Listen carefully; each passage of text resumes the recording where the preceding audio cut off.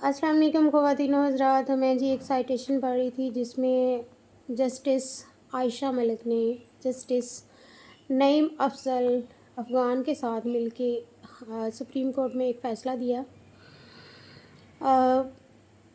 Case ये था कि एक बीबी ने फैमिली कोर्ट में तनसीख़े निकाह की एप्लीकेशन दी थी, दावा दायर किया था। उसको जो है वो फैमिली कोर्ट में तनसीख़े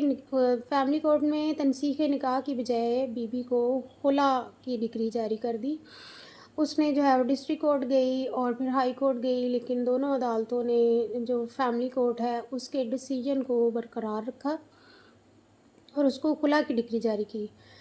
लेकिन उसने चूँकि तनसीख़े निकाह का दावा दायर किया था और उसकी वजूहात ये थी कि उसके शौहर ने दूसरी शादी कर ली है उसकी इजाज़त के बग़ैर और यूनियन काउंसिल की इजाज़त के बग़ैर, जो कि एक वैलिड पॉइंट था उसके तनसीख़े निकाह के लिए। शौहर अगर बीवी से इजाज़त लिए बग़ैर दूसरी शादी कर लेता है तो बीवी जो है वो तनसीख़े निकाह का हक़ इस्तेमाल कर सकती है। दूसरी वजह उसमें यह थी कि शौहर उसको नानो नफ़का अदा नहीं करता था और उस पर ज़हनी, जिस्मानी और जज्बाती तशद्दुद करता था। तीसरा ये कि उसका जो करियर था उसको वो ये गर्दानता था कि ये बीवी अपना करियर जारी रखते हुए मेरी नाफरमानी कर रही है और इसको जो है वो खुला दे दी जाए। कोर्ट में उसने ये अपना जो है वो बयान दिया।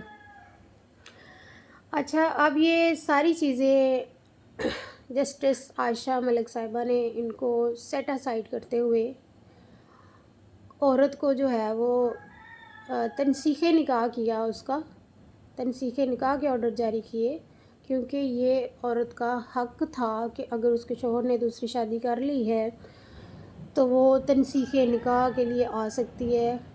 और जैसा कि लोअर कोर्ट्स ने ये साबित ना कर सकने पे कि उसके ऊपर जिस्मानी तशद्दुद हुआ था, बीबी के पास कोई भी FIR नहीं थी, कोई भी मेडिकल रिपोर्ट नहीं थी, इन सारी चीज़ों को भी सेट असाइड किया और ये हुक्म दिया कि अगर कोई आपके ऊपर ज़हनी, जिस्मानी या जिस्मानी तशद्दुद भी करता है, आपका ख़र्चा नहीं देता, ये भी एक जुल्म है और इसकी बिना पे भी औरत जो है वो खुला तनसीख़े निकाह कर सकती है। तनसीख़े निकाह करने की वजह ये है कि उस सूरत में बीवी को अपना जो है वो हक़ महर नहीं छोड़ना पड़ता, जो पे किया जा चुका है या कि ऑन डिमांड है, जो तलाक़ की सूरत में उसे मिलना है, दोनों, या इंदुल तलब वो जो मौके पे अदा कर दिया गया या इंदुल तलब जो कि बाद में दिया जाना था। तो ऐसी सूरत में लोग तो खुला को नहीं मानते, तो ऐसे फ़ैसले को कैसे मानेंगे, इसके ऊपर मुख्तलिफ़ राय जो है वो आ रही हैं। तो मैंने ये पढ़ा तो मैंने सोचा कि आप लोगों के साथ शेयर करती हूँ। ये औरतों के लिए एक बहुत फ़ेवरेबल डिसीजन है कि जो मर्द अपने तीसरी शादी का हक़ तो इस्तेमाल कर लेते हैं, लेकिन औरत का महर देते हुए मौत पड़ती है और औरत का जो है वो सारे जुल्म और सारी चीज़ें और इजाज़तनामा नहीं लेते, तो इन सारी चीज़ों को कैसे साबित किया जा सकता है? ऐसे साबित किया जा सकता है।